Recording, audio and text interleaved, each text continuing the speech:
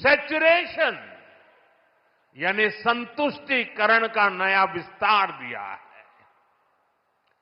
Saturation यानी हर जरूरतमंद, हर लाभार्थी को सरकार की कल्याणकारी योजनाओं के दायरे में लाने का प्रयास।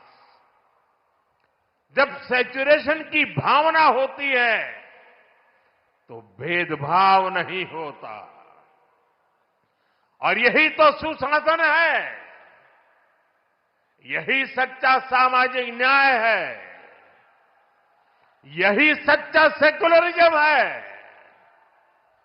आज जब देश के करोड़ों नागरिकों को बिना भेदभाव पहली बार पक्का घर, शौचालय, नल से जल, बिजली और गैस कनेक्शन मिल रहा है, करोड़ों लोगों को पहली बार मुफ्त अनाज और मुफ्त इलाज मिल रहा है,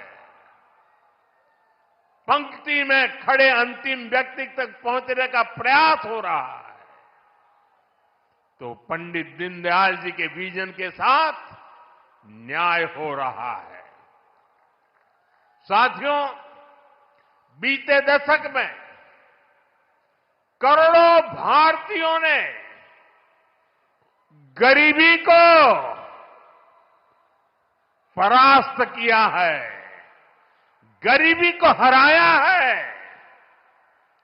ये इसलिए संभव हुआ क्योंकि भाजपा सरकार ने जो पीछे छूट गया था उसे प्राथमिकता दी, जो अंतिम पंक्ति में था उसे प्राथमिकता दी। साथियों, 2014 से पहले करीब 25 करोड़ देशवासी ऐसे थे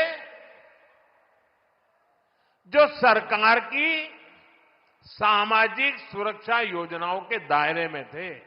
25 करोड़। आज करीब 95 करोड़ भारतवासी इस सुरक्षा कवच के दायरे में है। उत्तर प्रदेश में भी बड़ी संख्या में लोगों को इसका लाभ मिला है। मैं आपको एक और उदाहरण देता हूं। जैसे बैंक खाते सिर्फ कुछ ही लोगों के होते थे, वैसे ही बीमा भी कुछ ही संपन्न लोगों तक सीमित था। हमारी सरकार ने अंतिम व्यक्ति तक बीमा सुरक्षा पहुंचाने का बीड़ा उठाया। इसके लिए प्रधानमंत्री जीवन ज्योति बीमा योजना बनाई। इससे मामूली प्रीमियम पर 2 लाख रुपए का बीमा सुनिश्चित हुआ। आज इस स्कीम से 25 करोड़ से ज्यादा गरीब जुड़े हैं।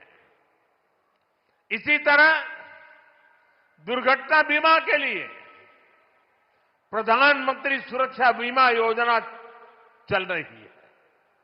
इससे भी करीब 55 करोड़ गरीब जुड़े हैं। ये वो गरीब देशवासी हैं जो पहले बीमा के बारे में सोच भी नहीं पाते थे। साथियों, आपको जानकर के हैरानी होगी, इन योजनाओं से करीब करीब 25,000 करोड़ रुपए का क्लेम इन छोटे छोटे परिवार के छोटे छोटे जिंदगी के गुजारे करने वाले मेरे सामान्य गरीब परिवारों तक 25,000 करोड़ रुपया का लाभ पहुंचा है। यानी संकट के समय ये पैसा गरीब परिवारों के काम आया है। साथियों, आज अटल जी की जयंती का ये दिन सुशासन के उत्सव का भी दिन है। लंबे समय तक देश में गरीबी हटाओ जैसे नारों को ही गवर्नेंस मान लिया गया था। लेकिन अटल जी ने सही मायने में सुशासन को जमीन पर उतारा। आज डिजिटल पहचान की इतनी चर्चा होती है, इसकी नींव बनाने का काम अटल जी की सरकार ने ही किया था। उस समय जिस विशेष कार्ड के लिए काम शुरू हुआ था, जो आज आधार के रूप में विश्वविख्यात हो चुका है, भारत में टेलीकॉम क्रांति को गति देने का श्रेय भी अटल जी को ही जाता है। उनकी सरकार ने जो टेलीकॉम नीति बनाई, उससे घर घर तक फोन और इंटरनेट पहुंचना आसान हुआ और आज भारत दुनिया में सबसे अधिक मोबाइल और इंटरनेट यूजर वाले देशों में से एक है। साथियों, आज अटल जी जहां होंगे, इस बात से प्रसन्न होंगे कि बीते 11 वर्षों में भारत दुनिया का दूसरा बड़ा मोबाइल फोन निर्माता बन गया है और जिस यूपी से वे सांसद रहे, वो यूपी आज भारत का नंबर 1 मोबाइल मैन्युफैक्चरिंग राज्य बना है। साथियों, कनेक्टिविटी को लेकर अटल जी के विजन ने 21वीं सदी के भारत को शुरुआती मजबूती दी। अटल जी की सरकार के समय ही गांव गांव तक सड़कें पहुंचाने का अभियान शुरू किया गया था। उसी समय स्वर्णिम चतुर्भुज यानी हाईवे के विस्तार पर काम शुरू हुआ था। साथियों, साल 2000 के बाद से प्रधानमंत्री ग्रामीण सड़क योजना के तहत अब तक करीब 8 लाख किलोमीटर सड़कें गांवों में बनी है और इनमें से करीब 4 लाख किलोमीटर ग्रामीण सड़कें पिछले 10-11 साल में बनी है। और साथियों, आज आप देखिए, आज हमारे देश में अभूतपूर्व गति से एक्सप्रेसवे बनाने का काम कितनी तेजी से चल रहा है। हमारा यूपी भी एक्सप्रेसवे स्टेट के रूप में अपनी पहचान बना रहा है। वो अटल जी ही थे जिन्होंने दिल्ली में मेट्रो की शुरुआत की थी। आज देश के 20 से ज्यादा शहरों में मेट्रो नेटवर्क लाखों लोगों का जीवन आसान बना रहा है। भाजपा एनडीए सरकार ने सुशासन की जो विरासत बनाई है, उसे आज भाजपा की केंद्र और राज्य की सरकारें नए आयाम, नया विस्तार दे रही है। साथियों, डॉक्टर मुखर्जी, पंडित दीनदयाल जी, अटल जी, इन 3 महापुरुषों की प्रेरणा, उनके विजनरी कार्य, ये विशाल प्रतिभाएं विकसित भारत का बहुत बड़ा आधार है। आज इनकी प्रतिभाएं हमें नई ऊर्जा से भर रही है। लेकिन हमें यह नहीं भूलना है कि आजादी के बाद भारत में हुए हर अच्छे काम को कैसे एक ही परिवार से जोड़ने की प्रवृत्ति पनपी। किताबें हो, सरकारी योजनाएं हो, सरकारी संस्थान हो, गली, सड़क, चौराहे हो, एक ही परिवार का गौरवगान, एक ही परिवार के नाम, उनकी ही मूर्तियां, यही सब चला। भाजपा ने देश को एक परिवार की बंधक बनी इस पुरानी प्रवृत्ति से भी बाहर निकाला है। हमारी सरकार मां भारती की सेवा करने वाली हर अमर संतान,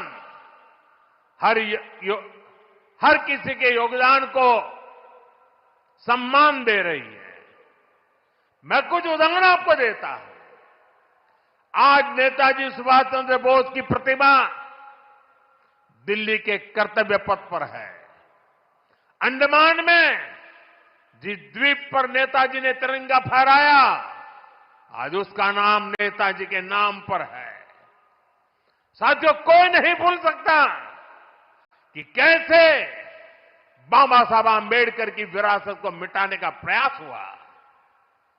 दिल्ली में कांग्रेस के शाही परिवार ने यह पाप किया और यहां यूपी में सपा वालों ने भी यही दुस्साहस किया। लेकिन भाजपा ने बाबा साहब की विरासत को मिटने नहीं दिया। आज दिल्ली से लेकर लखनऊ तक बाबा साहब आंबेडकर के पंचतीर्थ उनकी विरासत का जयघोष कर रहे हैं। साथियों, सरदार वल्लभ भाई पटेल ने सैकड़ों रियासतों में बटे हमारे देश को एक किया था। लेकिन आजादी के बाद उनके काम और उनके कद दोनों को छोटा करने का प्रयास किया गया। ये भाजपा है जिसने सरदार साहब को वो मान सम्मान दिया जिसके वो हकदार थे। भाजपा ने ही सरदार पटेल की विश्व की सबसे ऊंची प्रतिमा बनाई, एकता नगर के रूप में एक प्रेरणा स्थली का निर्माण किया। अब हर साल वहां 31 अक्टूबर को देश राष्ट्रीय एकता दिवस का मुख्य आयोजन करता है। साथियों, हमारे यहां दशकों तक आदिवासियों के योगदान को भी उचित स्थान नहीं दिया गया। हमारी सरकार ने ही भगवान बिरसा मुंडा का भव्य स्मारक बनाया।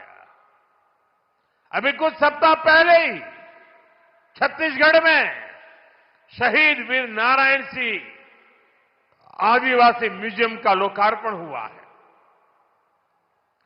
साथियों, देश भर में ऐसे अनेक उदाहरण हैं। यही उत्तर प्रदेश में ही देखें तो महाराजा सुहेलदेव का स्मारक तब बना जब भाजपा सरकार बनी। यहां निषाद राज और प्रभु श्री राम की मिलन स्थली को अब जाकर के मान सम्मान मिला। राजा महेंद्र प्रताप सिंह से लेकर चौरी चौरा के शहीदों तक मां भारती के सपूतों के योगदान को भाजपा सरकार ने ही पूरी श्रद्धा और विनम्रता से याद किया। साथियों, परिवारवाद की राजनीति की एक विशिष्ट पहचान होती है। यह असुरक्षा से भरी हुई होती है। इसलिए परिवारवादियों के लिए दूसरों की लकीर छोटी करना मजबूरी हो जाता है, ताकि उनके परिवार का कद बड़ा दिखे और उनकी दुकान चलती रहे। इसी सोच ने भारत में राजनीतिक छुआछूत का चलन शुरू किया। आप सोचिए, आजाद भारत में अनेक प्रधानमंत्री हुए, लेकिन राजधानी दिल्ली में जो म्यूजियम था उसमें अनेक पूर्व प्रधानमंत्रियों को नजरअंदाज किया गया। इस स्थिति को भी भाजपा ने, एनडीए ने ही बदला है। आज आप दिल्ली जाते हैं तो भव्य प्रधानमंत्री संग्रहालय आपका स्वागत करता है। वहां आजाद भारत के हर प्रधानमंत्री, चाहे कार्यकाल कितना भी छोटा रहा हो, सबको उचित सम्मान और स्थान दिया गया है। साथियों, कांग्रेस और उसके सहयोगियों ने राजनीतिक रूप से भाजपा को हमेशा अछूत बनाए रखा, लेकिन भाजपा के संस्कार हमें सबका सम्मान करना सिखाते हैं। बीते 11 वर्षों में भाजपा सरकार के दौरान, एनडीए सरकार के दौरान नरसिम्हा राव जी और प्रणब बाबू को भारत रत्न दिया गया है। ये हमारी सरकार है जिसने मुलायम सिंह यादव जी और तरुण गोगोई जी जैसे अनेक नेताओं को राष्ट्रीय पुरस्कारों से सम्मानित किया है। कांग्रेस से, यहां समाजवादी पार्टी से कोई भी ऐसी उम्मीद तक नहीं कर सकता। इन लोगों के राज में तो भाजपा के नेताओं को सिर्फ अपमान ही मिलता था। साथियों, भाजपा की डबल इंजन सरकार का बहुत अधिक फायदा उत्तर प्रदेश को हो रहा है। उत्तर प्रदेश 21वीं सदी